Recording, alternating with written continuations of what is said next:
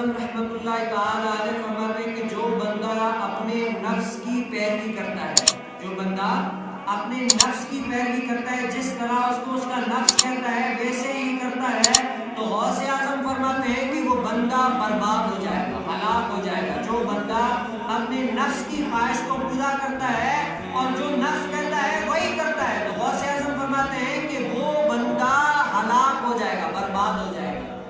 جس طرح اگر بندے کو نفس کہتا ہے بھئی کون جائے نماز کے پاس، بہت مشکل ہے نماز پڑھنا، یہاں سے جانا، وضو کرنا، پھر یہ وہ بہت مشکل ہے، نہیں جانا، تو بندہ کیا کرتا ہے؟ نماز کو ترک کر دیتا ہے۔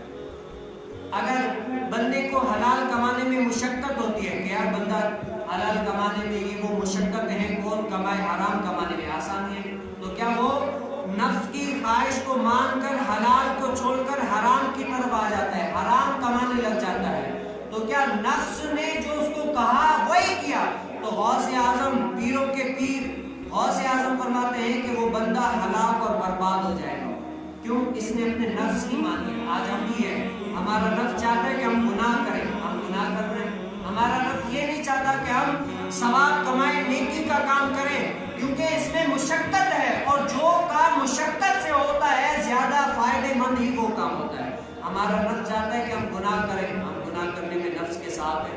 ہمارا نفس یہ کہتا ہے کہ ثواب نہیں کرو، نیکیاں نہیں کرو، ہم گناہ کرتے ہیں لیکن ثواب اور نیکی والے کام کے پاس بھی نہیں جاتے۔ ہمارا نفس نماز پڑھنے کو نہیں چاہتا، ہم نماز نہیں پڑھتے۔ بھائی کون ایک کام کاج سے آئے، پورا بدن تھکا ہوا ہو، اس کی کمر جو ہے نا بالکل تھکی ہوئی ہو، سونے کا دل چاہ رہا ہو، بھوک بھی لگی ہو، ہر کام اتنا ہو، نفس چاہ رہا ہے کہ تھوڑا سا لیٹ جائے، تھوڑا سا آرام کر لے، تھوڑا سا صبر کر لے، پانی پی لے، لیکن یہ نفس چاہ رہا ہے کہ آرام کر لو، لیکن اللہ کا دین پہ عمل کرتے ہوئے یہ کہتا ہے پہلے میں اپنی نماز پڑھ لوں، پہلے میں اپنے سارے کام کاج کر کے یہ ہوتے رہیں گے، لیکن پہلے اللہ کی دین کی طرف جاؤں، نماز پڑھوں، اللہ کا فرض اتاروں، پھر جو ہے نا سارے کام کروں گا۔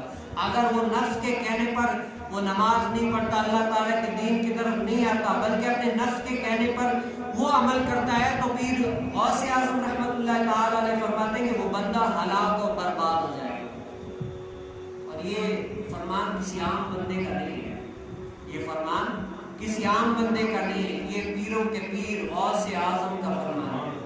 جولی کو میں